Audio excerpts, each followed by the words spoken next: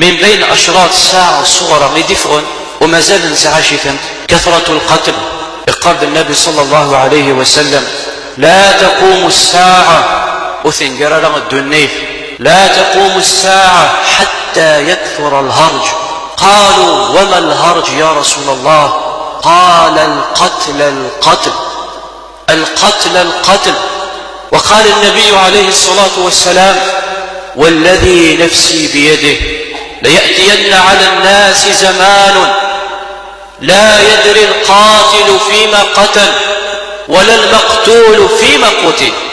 إنك ديسيون زمان وإن رذي غنور على مرن وشغر فتن كقطع الليل المظلم. إذ قال النبي عليه الصلاة والسلام لا يدري القاتل فيما قتل ولا المقتول فيما قتل. في كيف ما فتن انسعاشت زمان أيام ذي الواقع إلا يعني يشهد على ذلك سفك للدماء. ولكن ما موقفك أنت أيها المؤمن من هذه الفتن؟ شو الموقف كمؤمن مرت صولت الفتن أنت يا شيء؟ قال النبي صلى الله عليه وسلم كونوا أحلاس بيوتكم، يعني وحشر فرغ ملون الفتن وقال فرغ ملون الفتن وتسيل فرغ السبغي وكذا، يعني كونوا حياديين جبل ثمان والمرة. فالقتل يثنى أمر عظيم. فقرد النبي عليه الصلاة والسلام إذا التقى المسلمان بسيفيهما فالقاتل والمقتول في النار. مملقا سنويت مثل ملقني وكنا النار. فإن النبي عليه الصلاة والسلام وإن رذي الظن دون رذي توغن اسننا الجهنم. قالوا يا رسول الله هذا القاتل فما بال المقتول؟ يا رسول الله وين الغام يبان الشغليس ولكن وإن رذي توغن تشوف الذنب ينس.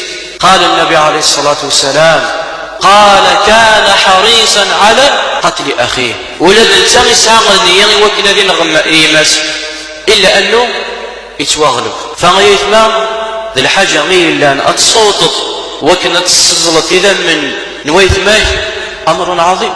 فالله جل وعلا يقول ومن يقتل مؤمنا متعمدا.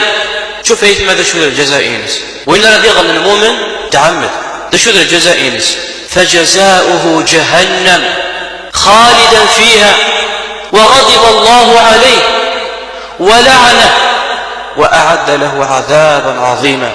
الجزاء ينس الجهنم خالدا فيها. شو المعنى خالدا فيها؟ يعني يمكث فيها مدة طويلة وذفق رب العالمين في الناس وغضب الله عليه وثلعن رب العالمين يطرد من رحمة الله وغسد الشجد رب العالمين العذاب ضمطرة. فهذا إثم أمر عظيم. أين يضطرونك يا مسلمان سفك للدماء وقتل، يعني أمر مؤسف. فأسأل الله جل وعلا بأسماء الحسنى وصفات العليا أن يزيل هذا الهم على جميع المسلمين.